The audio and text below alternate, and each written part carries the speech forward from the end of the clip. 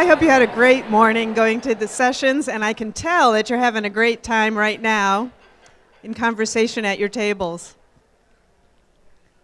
Welcome.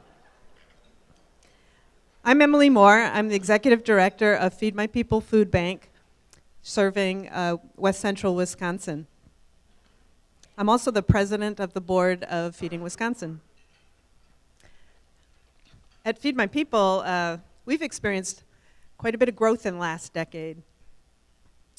Partners, we've had more than double the number of partners in the last decade. Food has grown from a distribution of 2 million pounds to over 7 million pounds. The number of people reached, tens of thousands more people. And of perhaps particular interest at this conference is 10 years ago, we've just sort of dabbled in produce. And these days, it's about 30% of what we do. So it's exciting times, and in fact, because of that, starting next month, we are planning to expand our food bank. It's going to grow from a 19,000 square foot facility to a 45,000 square foot facility. So there's a lot going on. There's a lot of growth here, too. David just told me that we are at capacity for this facility.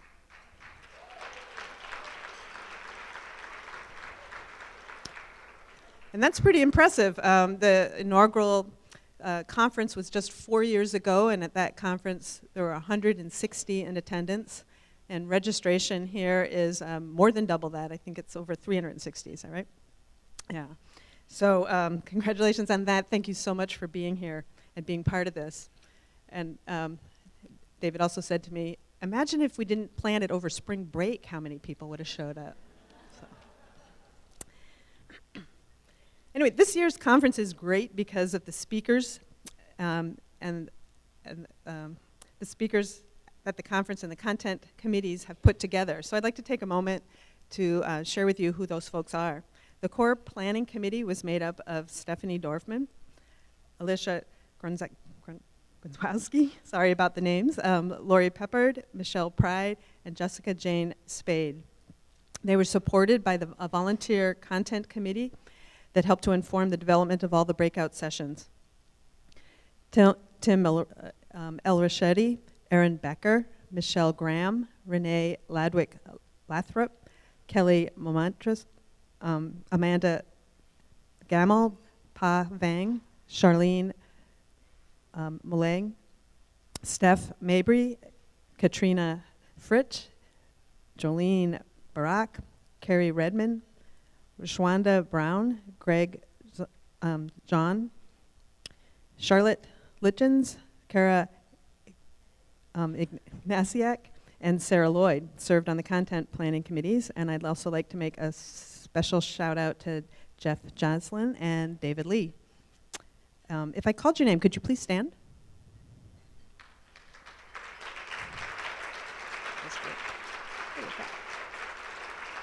David.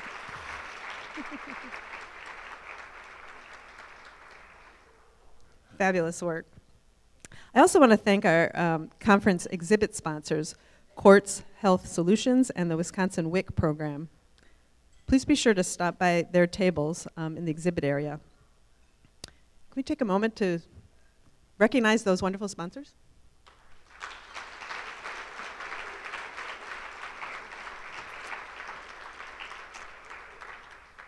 And all of our snacks during the networking breaks that have been provided through generous partnerships with Organic Valley, the Hub Cafe,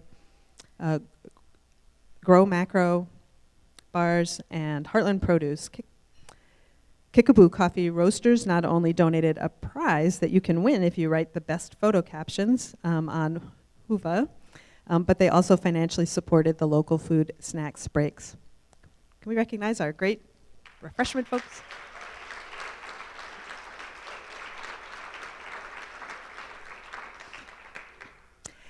This year we had a great opportunity to offer some of the brightest Wisconsin college and grad students a full scholarship to attend the conference as Hunger and Health Fellows.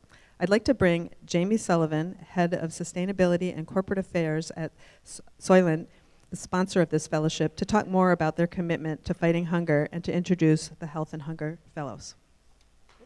Here.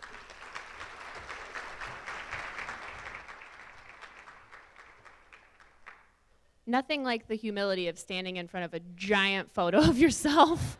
So sorry about that. But first, it's so awesome to be here. A little bit about me.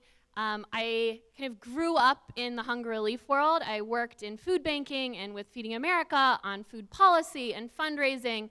Most recently was the VP of External Affairs at the Greater Cleveland Food Bank, so it feels great to be back in the Midwest. I'm now located in Los Angeles with Soylent, and they were crazy enough to hire an ex-hunger relief advocate to run their philanthropy. So when people like David Lee call and ask for money for things like this, you're like, yeah. My boss is like, why are you in Wisconsin? Don't worry about it. Just kidding. At the root of who Soylent is mission. I can tell you a lot more than like the 5 minutes I have allotted if you come chat with me. But our mission is to provide complete, accessible, affordable, and appealing nutrition to all. That sounds a lot like a food bank mission statement, which I was excited that we changed right after I came on board. But it's a part of who we are. We were started in Silicon Valley by software engineers, thus the really scientific words on our ingredient label. Again, can talk to you about that later.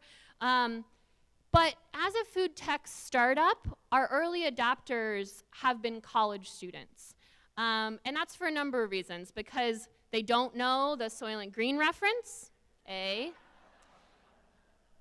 B, they have a really acute bandwidth with resources, right?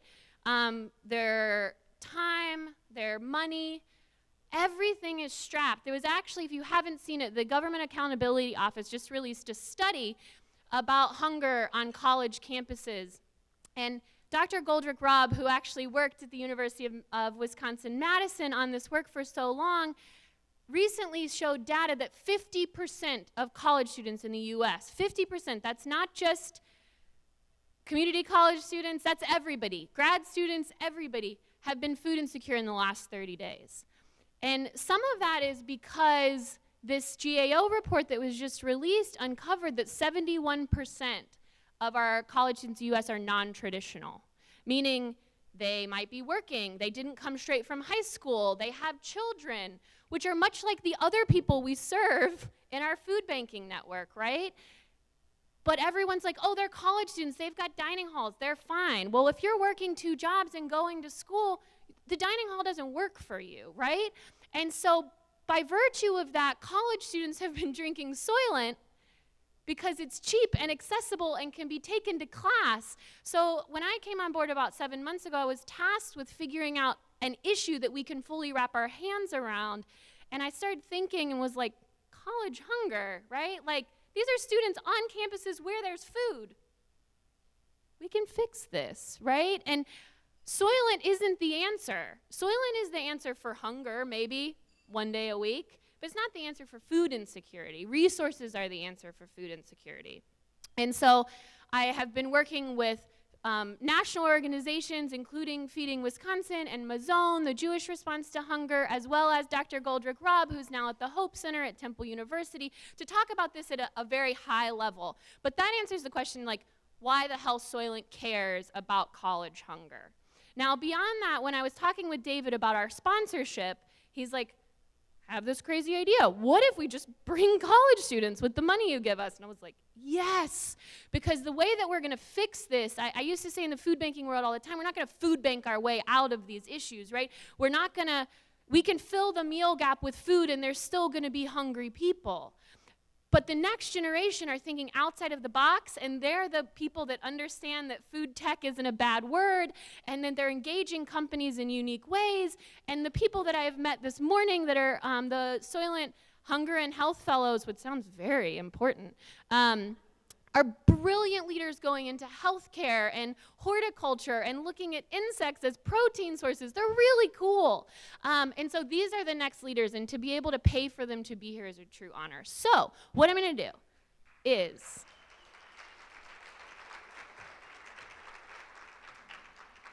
My humility level's dropping and dropping. I'm going to name everyone that is a Hunger and Health Fellow. I'm going to ask you to stand up, hold your applause, even if you are from their respective university. And we'll cheer for them all at the end, and I'm going to acknowledge a couple other folks. So, first up, Jade Cohn at the University of Wisconsin-Superior. Alicia Cran, University of Wisconsin-Madison. Courtney Dunklin, University of Wisconsin-Milwaukee. Alicia Fleshman, University of Wisconsin-Madison. Danielle Hurlbut, I hope I didn't butcher. Okay. Colorado State University. You're the lone outside of Wisconsin. Victoria Kildrow, University of Wisconsin-Madison. Rissa Lane, University of Wisconsin-Madison. Cheyenne Lesser, University of Wisconsin-Eau Claire. Sophia Lai, University of Wisconsin-Madison. Fiona Monty, University of Wisconsin-Madison. Shayna Moss, University of Wisconsin-Madison. Brittany Redden, University of Wisconsin-Whitewater. Jalen Robertson, University of Wisconsin-Madison. And Renee Scampini, University of Wisconsin-Milwaukee. Cool. Now, right. Stay standing for just a second, though. Cool. And it's not that I didn't call this young lady's name. She just is sitting at our table, but she's talking about insects, so it's really cool, and we let her stay. But the other thing I want to acknowledge is other young people in the room. So if you are a college student at any college or university, please stand up. Awesome. If you are an AmeriCorps member, stay standing. An AmeriCorps member participating in national service in any capacity, stand up. If you are a campus food share outreach intern, please stand up. And if you are an intern at any other place, please stand up, because that usually means you're at the beginning of your career. Now, everyone look around. There are a lot of young leaders in this room, a lot of them, and I'm so animated and excited that this microphone is like, ooh. But this is really exciting stuff, because these people are going to take us into the future. So I know that you all are all looking for mentorships and opportunities, but those sitting down, learn from these people standing up, because they're going to help us fix this. So thank you, guys.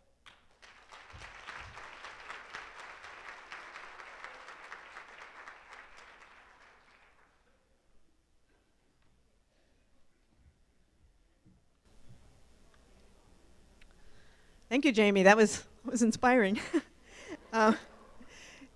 Thanks to Jamie and also to Soylent for your commitment to fighting hunger and college food insecurity. We look forward to hearing more from you tomorrow at the breakfast fireside chat. Next, I'd like to introduce Dr. Laurie Bakken. She's professor and evaluation specialist at the School of Human Ecology at UW-Madison. Dr. Bakken has a deep connection to our work. She led some of the evaluation work that helped to launch the Hunger Care Coalition at Second Harvest Food Bank of Southern Wisconsin. And she also led an evaluation of the feasibility of a statewide AmeriCorps program to fight hunger for Feeding Wisconsin. Please join me in welcoming Dr. Bakken to talk about a new project that her graduate level evaluation class is working on for us. It's one that we need your help with. Thank you. I'll keep it really brief. We're really excited to be here. I want to introduce, Prina, can you stand up? My graduate student that's in the class that's working on this project. And all of you should have one of these green sheets in your green bag. And what we're trying to do is we're considering doing a statewide hunger study. And there's a lot of data on hunger, as you all know, out there. And so one of our goals is not to repeat a bunch of data that might be already available to you, and really ground this study in what's important and necessary to do your work. So what this survey is all about is really finding out what's interesting to you, what you need to know, and where you get the information already, if it is available. If not available, we want to know what you need to have available to you. This is still a preliminary work for this study. We may or may not go forward, but part of the reason we're doing this today is to determine if and in what direction we should go with a study like this. So we'd really appreciate it if you would complete this form. David's also going to provide an electronic link to the survey to you as well, so you can complete it either in paper form or electronic form. Appreciate all of your efforts to do so, and we hope to have a study out in a few years that might be useful to you. So thank you very much.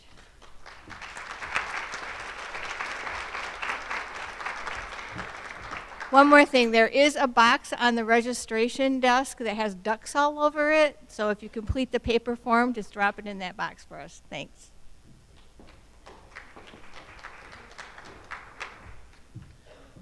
Thank you, Laurie. And thanks for helping with this research project. It should be really interesting. Let's see, next, I'd like to introduce Jessica Jane Spade, the state coordinator of the Wisconsin Local Food Network, our conference partner.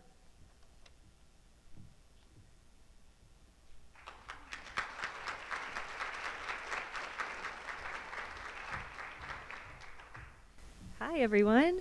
So I'm Jessica Spade. I'm the coordinator of the Wisconsin Local Food Network. Hopefully that's in the right position. The Wisconsin Local Food Network works to engage, connect, and empower communities and organizations and individuals, so everybody across Wisconsin food systems. We work with anybody who's working on improving food systems, so whether you're working on sustainability, equity, resilience, health, profitability, or accessibility, we want to work with you. So working on improving those Wisconsin food systems. Our network currently connects about 4,500 people. We have strong organizational partners, so I'll just name a couple of them, and these are mostly people on our board of directors, but we have a strong organizational partner with Wisconsin Farmers Union, with Health Tide, DATCAP, with Extension, and of course with Feeding Wisconsin.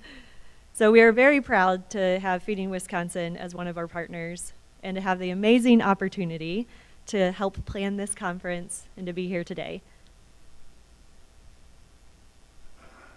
This year's conference theme is Growing Together on Common Ground, and we take this year's theme to heart.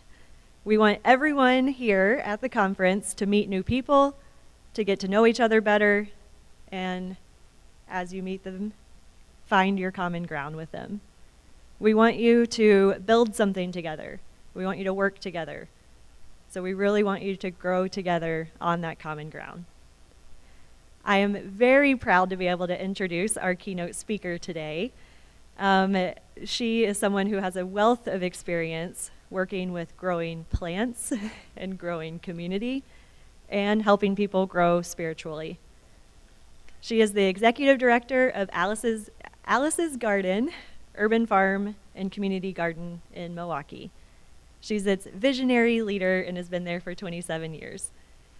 And on the website for Alice's Garden, it says something beautiful, so I'm going to read you that. She calls herself a cultural and spiritual midwife, strongly believing that she was put in creation to help bring forth all that is good, whole in people and places. So please join me in welcoming Venus Williams, our keynote speaker.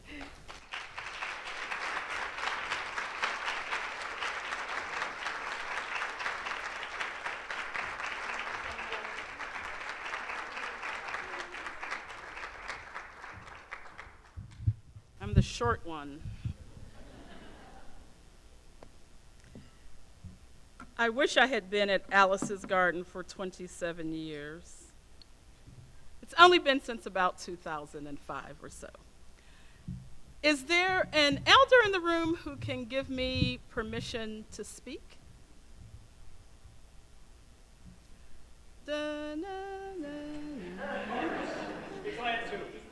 Thank you. Who did that?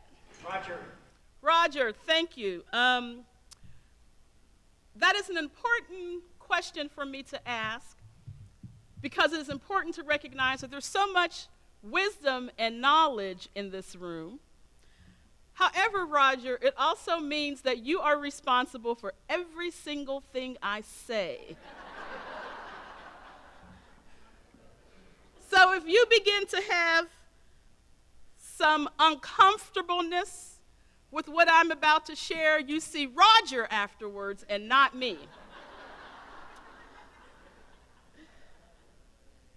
So when David contacted me and asked me to do this, to be here with you, there were two things I was sure of. I was sure that I would know at least 1/3 of the people in this room, and I was sure that I didn't want to do this. Because as I look at food and health and hunger, I come at it from a different perspective than many of you, but not all of you, and probably not as many of you as I think. For me, food is sacred and holy. Food is something that we bless while it is the seed, that we bless while it is growing, that we bless during the harvest, that we bless as we share it, and that we bless as we even put some of those scraps back into the earth. I love how I'm looking down here like I have notes. I have absolutely not one.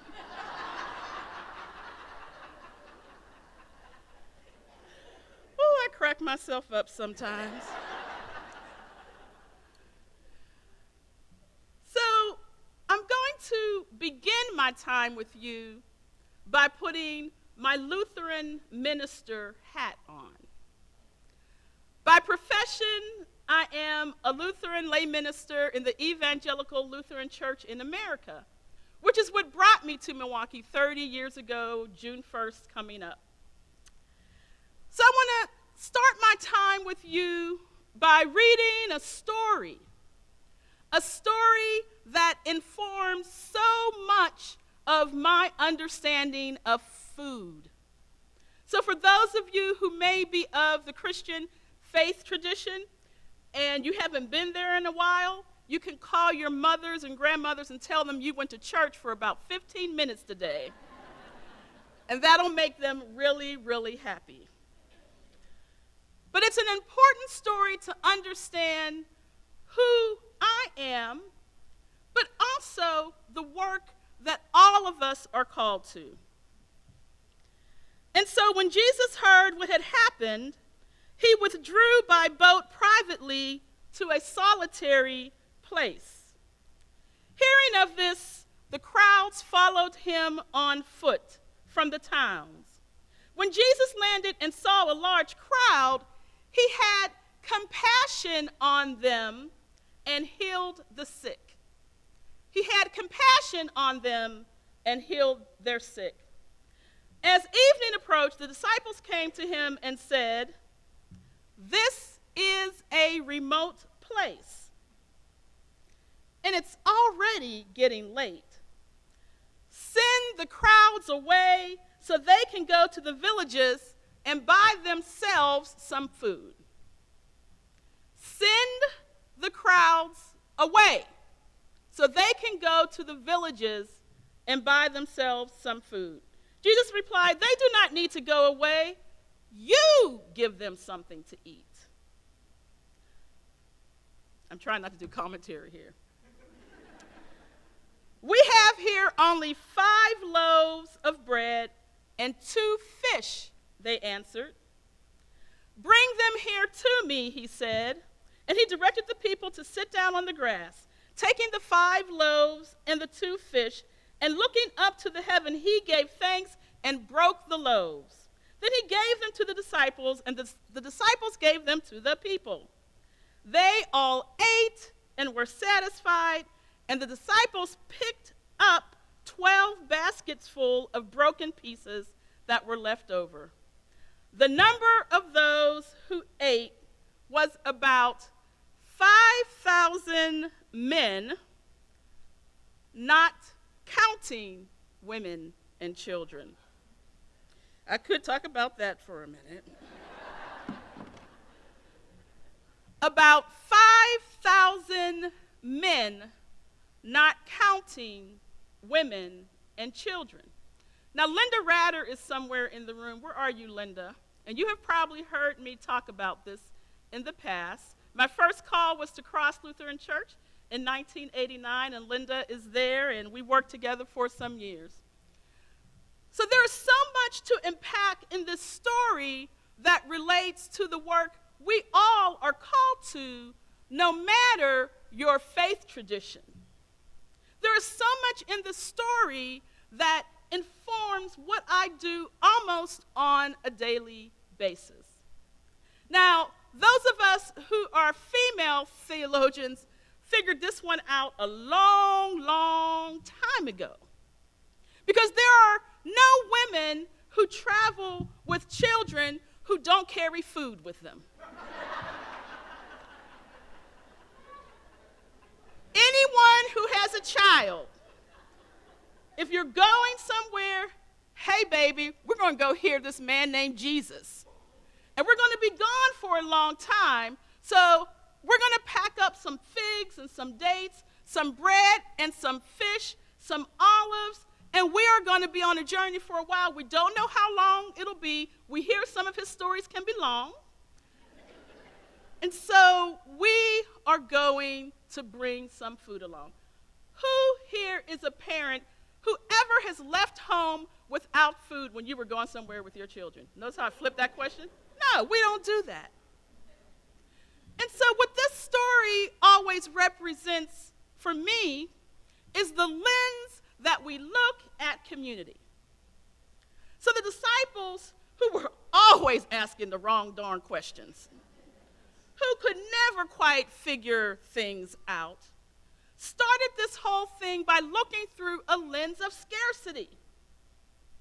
Looking through a lens of only what they brought to the table. Now I need to pause right here because, David, I don't know where you are, but when he asked me the title, he said, can we have a title for your keynote?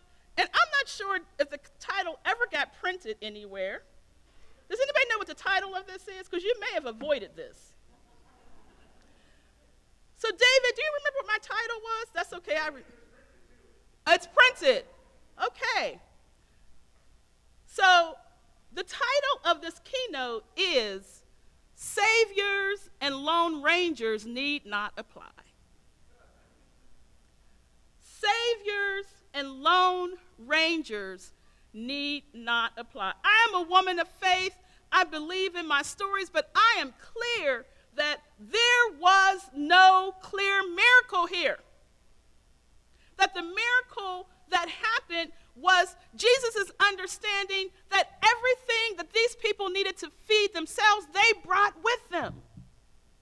He was not looking through this lens of scarcity. He was not looking through this lens of what do we need to do for them. You know where I'm going here. What do we need to do for them to get them fed? He was not looking through the same lens that these disciples had chosen to look through. He didn't see what they did not see. He understood the community and the people. And of course, they brought food with them. Of course, they have the ability to feed themselves within this community. Of course, for everything we know, there's so much we don't know. But we come into situations thinking we know everything. Thinking we know more than the communities that we are serving. Roger, you're still responsible. Yep. Thinking that because of our education and our research and our studies that we have the answers. And so the very good news for you today is you are not the miracle. You are not the miracle. Now you can choose to embrace that. You can choose to be upset with me about that. Or you can choose to continue to listen. Because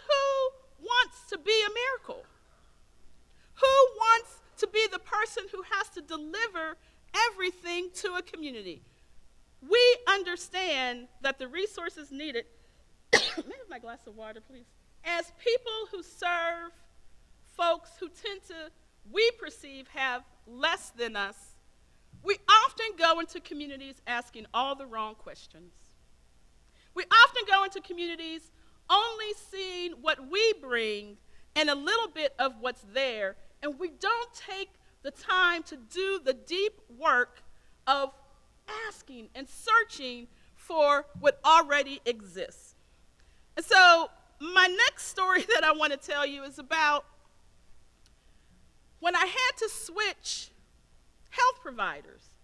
You know, the packet comes, and now all of a sudden someone else is in charge, and you can't choose that company, and you have to go to a new physician, even though you've been with that person for a long time.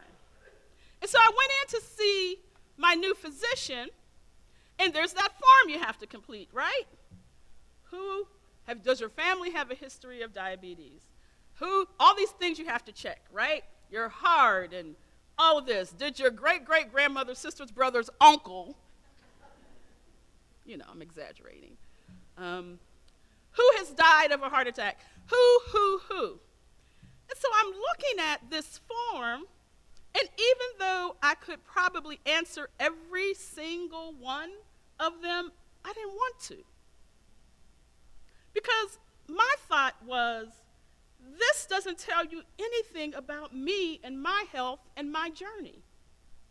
You are asking me all of the wrong questions.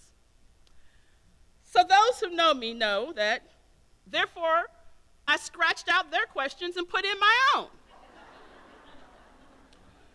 So I'm going to share a few of what I had on this paper. If you really want to know about my health, you need to understand where I come from and what I learned. You need to understand what was modeled for me, not so much where and how those people ended up. So my questions that I put on this paper were things like, how much herbal tea was consumed in your household? How many people from your childhood family had gardens? How many home-cooked meals did you eat in your household on a daily basis growing up? How many people in your family have been incarcerated? Does or did your family go to shop at corner stores or at grocery stores? And if so, did your family buy more fresh food or processed food? Were you able to sleep through the night growing up? Did anyone ever teach you how to cook in your family? Was there always a salt shaker on your kitchen table? Did your family take walks together or ride bikes together? Did you take a bath and or a shower at the end of each day? I could do a whole speech on that one. Did your family rent or own their home? How many times did you move during your childhood? Did you ever see your father hit your mother? Did the adults in your life take you to the library? How many books did your family own growing up? Who told you that they loved you when you were a child? Where did your love come from? How do you feel about yourself today? Just how do you feel about yourself today? So you can imagine when it was time to hand in the form, front and back had all of these different questions and answers. And so the woman who was to take the form, right, and look at it, she's like, I don't think you understand. And I said, actually, I don't think you understand. I don't think your profession understands. I I think you're asking people all of the wrong questions. As we look at health and hunger, we have to begin to understand that if we're asking the wrong questions, we're never going to get the correct answers. If we're really looking at how we can impact and change situations in communities, we have to even come in understanding that we don't even know where to begin.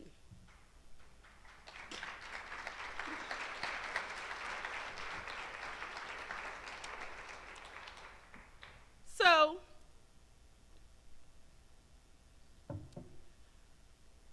as I look at the work that I'm called to, it's challenging work. And every single day, I have to remind myself that my role in this community is not to save it, but to understand it and respect it. And so there are some practices that we have that we really need to re-examine. And as people of color and communities of color that are serviced by mainly people of white and white nonprofit organizations and white folks who come into our communities, Roger, you're still responsible. There's some unlearning that has to happen before you can even begin to impact our communities. And so I'm just going to give you one example.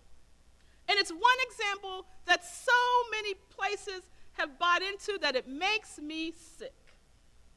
And in our communities, we talk about this often. And so now we're going to share it publicly with you. And some of you have heard this before. So as researchers and as you're dealing with hunger and health, you come into our communities and you have these projects and these evaluations that you want our folks to participate in. And at the end of it, but you tell them at the beginning that when you're done with this, I'm going to give you a gift card. I'm going to give you a gift card. There's even some surveys of where would you like your gift card to be to? Y'all got real quiet on that. I'm going to give you a gift card to your local grocery store, or I'm going to give you a gift card to wherever. And all you're doing is creating Pavlov's dogs. All you're doing is creating a community of people who are going to give you the answers that they think you want to hear for that gift card. But worse, you're telling them what their life story is worth. You're telling them what their time is worth. You're telling them what their health is worth. You're getting $50,000 and $100,000 and $500,000 grants, and you're giving out $10 to $25 gift cards. And you're training Pavlov's dogs. If we don't begin to unpack some of our practices, all we're doing is creating deeper damage. So that was the savior piece. I want everybody to breathe, because there's going to be some good news. Breathe. And tell yourself you will not do that anymore. There will be no more gift cards in exchange for life stories. There will be no more certificates in exchange for learning about our community's health. You will not do that anymore. Yes? I ain't going to stop until you say yes. Continue. I'm not going to continue until you say yes. You're not going to do that anymore.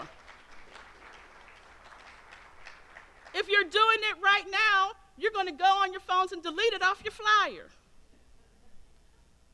The ethics of food matters. The ethics of stories matter. Ethics in our communities matter. The Lone Ranger part, I could go on and on. I'll be 58 this year, so I grew up watching The Lone Ranger, and I didn't understand it then. This white man on the horse is the one who's coming in to save people. So then what's Tonto's role? You know what Tonto's role is? He brought the authenticity. He brought the authenticity to the moment. When you think about the racism that was in that whole series, it's crazy. Because we need the brown man whose land we stole to be there alongside of us to help us navigate the geography and navigate the stories. He brought the authenticity. So often, that is another one of our practices. That we have to make sure that we have that person of color, and yes, you need that ally to enter that community, but if it's a token, if Tonto didn't get paid as much as the Lone Ranger, something's wrong. So if that community partner or ally is not being resourced the same way your organization is being resourced, you are an active participant in racism. Roger, you still there? The good news is we can change this. We can do some things differently, and some of you are doing some things differently. But we collectively, in our collaborations, have to change our approach. And that's all of us, myself included. On a daily basis, I'm looking for my replacement. I'm looking for that person who's going to put me out of a job. And that person needs to come from the communities where I serve. I'm the transplant.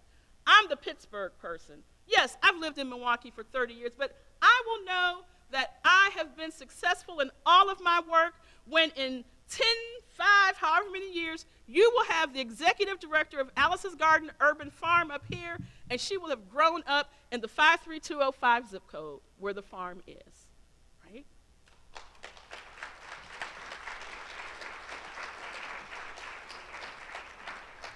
So just a couple of other things here.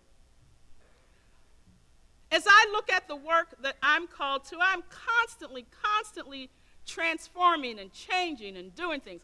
I told people that I took last year off, and they laughed. Like, if that was your summer off, then we're all in trouble. But I did to really look programmatically at what we need to do different. And so one of the rebirthing of our programs actually comes out of a partnership with Feeding Wisconsin a couple of years ago, when the organization, which is right across the street from us, right, a block and a half, called in a group of community stakeholders and said to us, Raina, where's Raina? Raina, I don't think you were you there yet? Yeah, you were there. I think, this is going to end good, Raina. This is a good story. And the question was, if we gave you a certain amount of dollars, what would you do with it? I think you were just coming in, Raina. If we gave you a certain amount of dollars, what would you do with it? First of all, great question. Bring the community together and say, what do you need? We already have the money, so what would you do with this money? And so we all put different ideas out there, and I put an idea out there that was chosen and was able to birth an adult earn and learn program that related to growing food and going to market and helping to connect with neighborhoods. This year, that program will be revamped and has continued and has funding for me to hire about a dozen folks who are re-entering our community. Re-entering from not simply or just incarceration, but re-entering from human trafficking and re-entering from issues related to mental illness. I always say, now you all are not going to agree with me, and this is not totally true, but however, I say it anyway. It doesn't have to be true that I say it. When I have conversations with people who are mentally ill, I just see that they just have a different perspective, and they're trying to wait for the rest of us to catch up. There are some insights in that community that I benefit from on a daily basis if I choose to engage. So this Seeds, Soil, and Soul program that used to be a children's program is now an adult Earn and Learn, a 2-year training program with so many partners, but it came out of this question of, Venus, what would you do if we gave you? What would you do? Not, Venus, go write the grant, but as your community partner, we want to help you leverage this work. And because of that, Seeds, Soil, and Soul exists.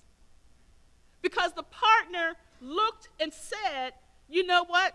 They have the answers. The answers are already there. We need to understand our role in making things happen in our community. And at the end of the day, that is the reason, David, that I said yes to this. And recognizing that there is a partner in our neighborhood, a block and a half away from our farm, who understands us and who did an invitation that we were able to accept. But not only that, as we were looking at that money, I said, but we only need this much for this year. But guess what? New Life wants to do such and such, who was not at the table. New Life was not at the table. But I said, New Life has this program. So instead of giving me or us $20,000, can you give New Life a piece of this? And can House of Peace have a piece of this? Because the other thing that happens is not you, well, maybe some of you, I don't know all you. But in our communities, we feel like we're so pitted against each other. And I will not participate in that. You will not make the neighboring organization or farm or garden my enemy. We will not fight over resources. So if I get something, everybody gets something. You're talking collaboration. And so I want to end with a story, because I like stories. So he happened to be a white man. He's not the hero of the story, I'm going to tell you that right now. And he wanted to go on safari. So he went to Africa, and he said, okay, I need a translator, right? I need someone, because I need some people to help me reach this mountain. He wanted to reach this summit. He wanted to go on this high mountaintop experience. So he hired an interpreter, and that interpreter hired some men from the village to help him get there. Men who knew the land and the geography, men who knew what the dangers were, what roads to avoid and what roads to go on, men who knew what we could eat on the way and what we could not. So on the first day they got up and they went on the safari, and they're going fast, and the man, is all like, we got to get there, we got to get there, we got to get there. And so those who were helping him were keeping up, and they went to sleep. And he woke him up the next day before the sun came up. We got to get going. We have to get going. We have to get there. We have to be the first to do this. So they got up again. They went at a pace that was not normal for them. Reached, the sun went down. They went back to sleep. And the third morning, he went to wake them up, and nobody would get up. So they got up when they felt like it. And so he went to the interpreter, the translator, and he said, I don't understand. I've paid them. Why are they not ready? Why are their bags not packed? Why are we not ready to go? And so the interpreter asked them. He wants to know, why are your bags not packed? Why are you not ready to go? Why are we not moving? And so they told him, tell him that we are sitting here because we are waiting for our souls to catch up with our bodies. We are waiting for our souls to catch up with our bodies. We will not move until we feel that has happened. It's a cautionary tale about our work. what is the summit that we are trying to reach? What is the impact that we are trying to have? That doctor who, when I went in, and she saw that whole list and she went in, we were together for about an hour and a half. I felt so sorry for the other patients. And we had a conversation about why those questions mattered. The diagnosis wasn't the important part. Our journey together was. Her understanding of me was. That man who wanted to reach the summit cared nothing about the people he was with. He was just trying to reach a goal. He was trying to have an impact, but in the process, he dismissed their worth and their needs and how much they were and are and should be valued. My invitation to all of us, myself included in this work, is to stop creating Pavlov's dogs. Stop ignoring the journey as the most important part of the process. Stop focusing so much just on the outcomes and see who is right in front of you. When I went back to that physician in a couple of months, because I had some stuff to work on, I was going into the examining room, and she's like, no, come here. And she dragged me into her office, and she had my sheet framed in her office. I will never forget. I schedule more time with people. I am not allowed to change some of the questions, but I can change how I interact with people. I invite you to do the same in the work that you're called to so that we reach that summit together, and it doesn't matter who's first, and it doesn't matter who gets the most money, but what matters is that communities are healthy and well and valued and honored. Thank you.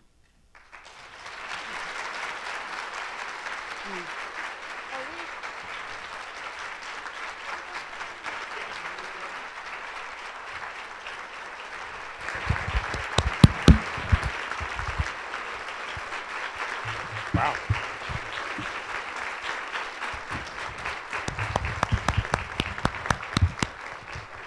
I told you guys you all were going to be in for a treat. Venus is going to do some questions and answers. We have one microphone that I'm going to run around. So if you raise your hand, I will try my best to get to you and hopefully not trip. Anybody on this side of the room, center, front, back, left, right? There might be a lot of time to sort of digest. That's okay. You can ask Roger later. Roger will know. All the way in the back. I'm coming to you right now. Venus, fantastic job. You always make me proud and make me smile when you unapologetically tell what's your truth. And I think what really resonated with me is the example that you gave about people being more intentional, specifically the example of people giving gift cards for people's stories. I think it's often become so much a part of the process of what's done, there's a miss at checking ourselves at the door. But I'm curious, should people be incentivizing residents to do anything, or should we just expect people to want to share their story? And do you have an opinion on people over surveying communities? So it's two questions. What's the alternative, and what do we do about over surveying? Should people be compensated for their time? You bet. And so what's that compensation? What does it look like?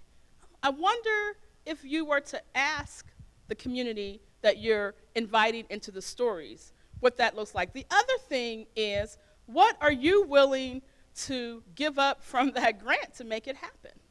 Because very often it's not that the finances are not there.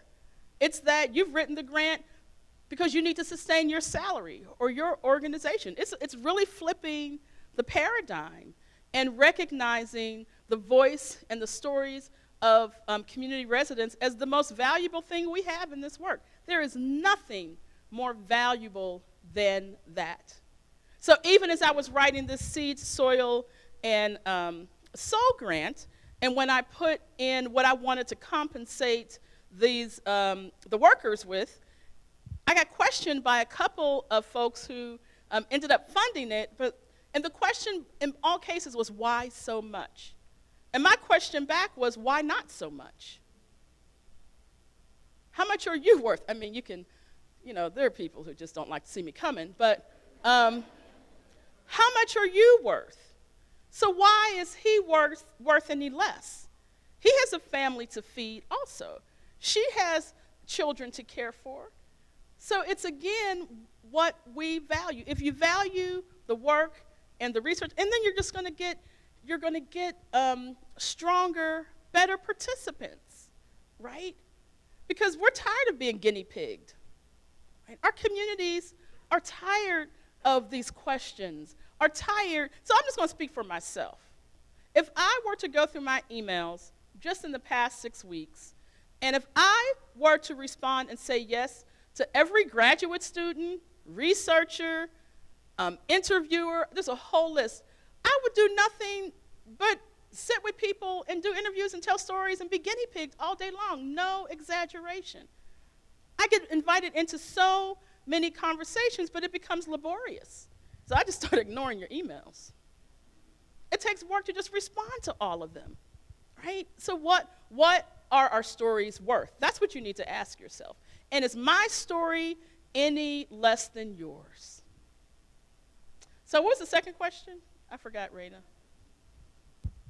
Me too. No, I'm joking. So the second question was over-serving. Yeah. So where that happens the most, and you referred to it in the work, so if I popped in and out of your workshop, it's just because I was just seeing what was going on. But the workshop that you were in, so as a former food pantry coordinator, I saw so much over-servicing for two reasons. One, I ran a food pantry, but secondly, I lived in my neighborhood. I lived right next door to my food pantry, right? And so I saw how people pantry hopped, right? I saw how pantries did not have conversations with one another, right? So I developed a process with 3 pantries where we did shared and opened records. Now, this is before Google Docs, and it was a lot of work, right? But anytime someone came to my pantry, Peace Lutheran Church knew that, and Trinity Presbyterian on Sherman knew that. So we cross-referenced. So there is a lot of over-servicing in the literal physical sense. But the other thing that I saw as a food pantry coordinator is I would do home visits, right? Because I'm going to be all up in your story. It wasn't being in your cabinets. It was, I want to know who you are, and I want to know what your needs are. I would go to homes, and they were like, Miss Venus, I went to wherever, I have all this food, but I don't have a can opener. I mean, there's just some simple things. Some of you know I wrote a grant that was only about getting tables in people's homes. They're just some basic, if I have a table and chairs, I'm more likely to cook. How about that?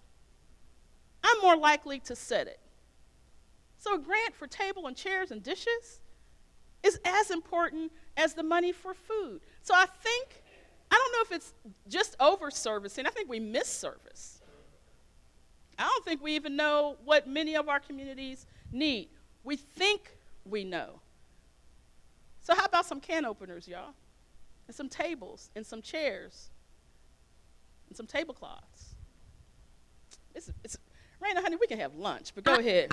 I know, and we definitely have to have a part 2, but what I was asking is over-surveying. So when you go into a community and ask people, no, that was a good answer, though. You know, when we go into communities and we ask them their story over and over and over again. Yes, Without a doubt. So again, same answer though. Um, Again, yes. So using myself as, and then when I tell people to go to the Alice's Garden website, what you need to know, what you're going to ask me is there, they don't want that, right? No, I want to, so-and-so said I have to talk to you. Well, so-and-so don't pay me, right? So I know if I'm feeling it, other people are feeling it. I don't know what the collaborative information sharing, but again, your question really is, what's the mountaintop? What's the summit? What are we trying to reach? Because if my goal is I really want to write this dissertation on this subject, then I have to interview you myself. Right? So whose agenda are we promoting? Do we want folks educated? You bet. This table right here, mwah. Yes, for sure. But we have to look at how we are achieving that education.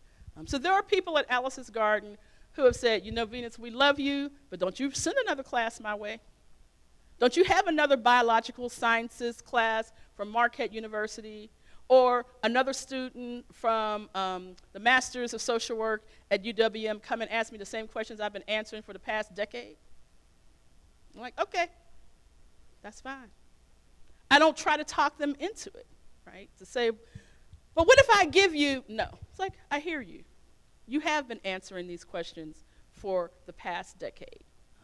So indeed we are, but it's how then you share that information amongst yourself, right? But then some of us have certain information we will share, and if we're going to be honest, some of us have information we'll never share. So whose agenda are we achieving? What impact are we really trying to have? I just love I answered servicing instead of surveying, but anyway. I'm back here with the mic. Anybody? Oh, I'm sorry, big room. All right. Hi, I'm Ann Gargano. I work at Second Harvest in Madison, and I feel like I've got a question that might be too big and maybe you can't answer, but I just thought you seem really qualified, and I like what you had to say today, so I'm going to throw it out there.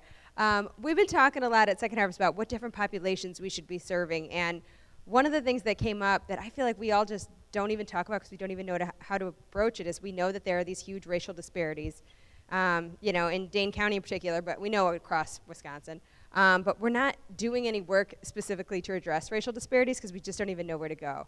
And when I hear you talk about, don't tokenize people or don't just engage people just to hear their stories, and I so respect that. So how do we even start to broach some of these subjects without falling into those traps? Does that make sense? Is the woman who did the social determinants workshop in here? I don't know if she is. Yeah, I popped in on that. That was a really good, I didn't stay for the whole thing. So there's that. Okay, here's hard work, right? So if we're not talking about food and hunger and not having a parallel conversation about internalized racial oppression and PTSD, which is post-traumatic slavery disorder, you see it as something else, right? If we're not having conversations about food and health and not talking about racism and sexism and classism, if we're not talking about food apartheid, then we're just applying Band-Aids. So as we go into these conversations in these communities, we really need to acknowledge all of the elephants in the room. There's so many elephants in the room, they're having babies. But we don't, it takes time. It takes time, right? But we have to complete this grant by this time. Right? Or I need to complete my studies within this time frame. Or my plan was to only be here for 2 years. I don't have time. I can't invest that time. So the solution is we're going back to Tonto, right? And that authenticity. We should all be bringing other people along. Where's Yvonne? She was here somewhere. So I spoke, what day was that? Thursday? I did a keynote for, what is it? The Wisconsin Academy of Nutritionists and Dietetics. And it was one of the biggest seas of white I'd ever seen in my life. And I told them that, right? And then it was sprinkled with 3 men. You know, I was advocating for the white men on that day. That was a moment. That was a moment. That was a real moment for me. It really was, right? So we won't even take a close look at one another and what we've created. So in that case, which is the same type of example, if you're talking nutrition and dietetics and everybody in the room looks alike and you're looking at these racial disparities and all of these social determinants and you don't look like anybody you're serving, something's wrong. And you're not going to be welcome to all of the information that you need. And so my thing to them is my same thing here. It's the same conversation I have within the Lutheran context when I'm talking to the Lutheran Volunteer Corps, in the Catholic context when I'm talking to Jesuit Volunteer Corps. If you're not recruiting people who represent our community, then what are you doing? You're helicoptering in. You're not acknowledging the worth in that neighborhood or within those peoples. Every block isn't hungry. Every household isn't hungry. Every household isn't sick. There are things that we are doing well and right in our communities, and you need to take the time to find out who that is, where they are, and how they're doing it. But that takes time. So. Oh, this is going to be the challenge. This is the one. You can sprint. You got it. There's this table right in front of me as I'm. There we go. Thank you. We did it. Thank you so very much, Vanessa. You're welcome. It's a very inspiring talk. And I just have one comment and one question. And my comment is, we as an organization, I'm from Second Harvest Food Bank in Madison. Okay. And I'm talking as an organization, and I'm talking to other organizations that when you're working with community of color, you need more commitment in terms of engagement. It's not just the solution, but you need to make the community part of the solution. Mm-hmm. But my question is, how do you find that person who can be the messenger, if you will, Mm-hmm. or a community leader? Because sometimes it's very hard to find someone who can be on your side, or instead of seeing that you're just giving us a handout or you're just Right. giving us gift cards, how can you change that, the unknown, or whatever people are taking in? So just, I'm Okay. interested in knowing that. So how many of you have food? I promise you, I love y'all. Don't be afraid to raise your hand. How many of you have food pantries? Put your hand, okay, let me do this differently. Put your hands down. Raise your hand if that food pantry is in a school. Not enough hands up. You have to go where the community gathers. You have to go where the community, you can't get information because you just bought this building or somebody's willing to rent you a room over here, but the community gathers over here. This ain't Field of Dreams. If you build it, they will come. It's not gonna happen. So you have to go where the community gathers and to not be afraid. I promise you, if you go where the community gathers, you will find solutions. Perfect example. When I first came to Alice's Garden in 2005, my husband was the 4-H and youth development agent from Milwaukee County Extension. He's like, come on in. It was the second time, blah, blah, blah. Came in, there were some problems happening. There was theft happening. There were kids vandalizing. So what did I do? I went to 2 neighboring playgrounds with, what's that thing called? Thing of water and soda. I'm like, okay, I know who I need to have eyes on this. I went to the basketball courts. I gave them something to drink, and I introduced myself, and I made them laugh by trying to make some shots, right? And we had conversations, and then I said to them, this is what I need from you. I need for you to keep your eye on this. I need for you to, but then tell me what you need from me.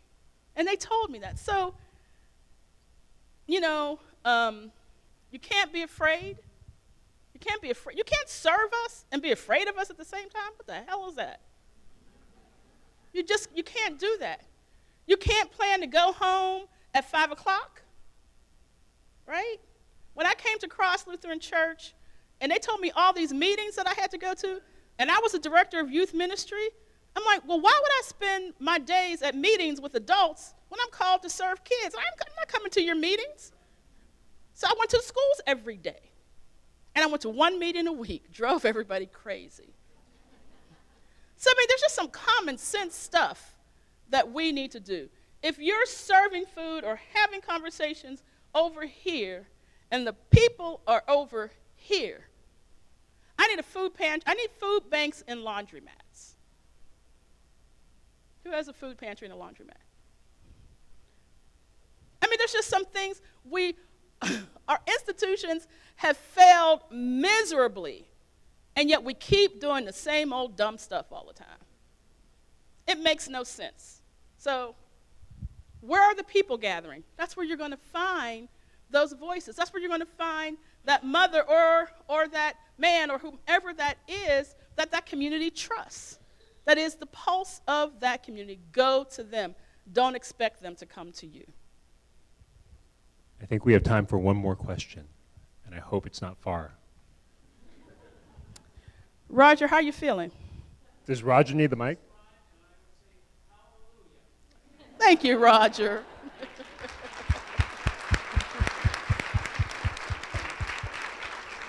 Not too hard. Thank you for making that easy.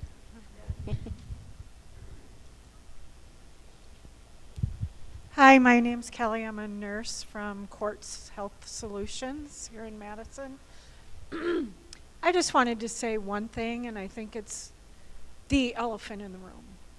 Until we open our hearts and accept each other as intimate friends, the words of Audre Lorde, until you love people that are different from you, you're never going to make lasting change. Right. And that's exactly what you've That's been right.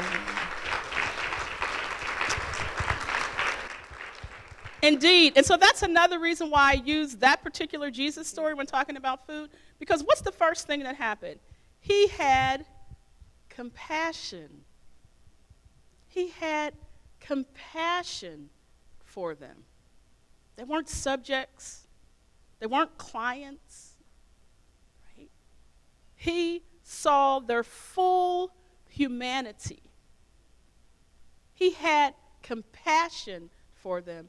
And then he responded out of that compassion. So thank you. Without a doubt, if you're not responding out of compassion, if this is just a job for you, I'm going to need you to fire yourself. Right? And if you're not in it for the long haul, you need to stop. Right? Because it's the compassion and the love and the vision that's going to change things. Thank you all again.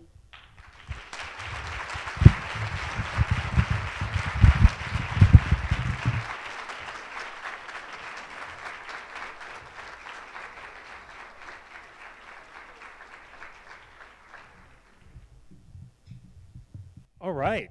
I have a couple. I don't know how to follow that up with housekeeping. This feels so wrong.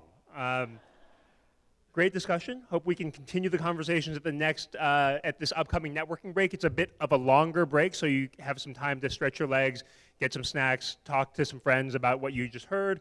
You may have all seen in the Whova, the reason why we paid all that money for the app, there is a room change. Room B is now the new G. So any sessions that were in G are now in room B, and that's to deal with some of the sound pollution issues and some of the fact that room G was a little bit small. Let's see, what else? Next session is at 2:30. Be sure to visit our exhibitors. On the leaderboard, Amanda is still number one, but she's catchable because she can't win. So keep posting stuff, so you can win a lovely prize. Reception's at 5:30 upstairs in the Upper Dells Ballroom. And finally, if you are not staying with us until tomorrow, be sure to turn in your badge at the front or the evaluation, either of the evaluations in the duck box or another box. Thank you all so much. Enjoy your afternoon.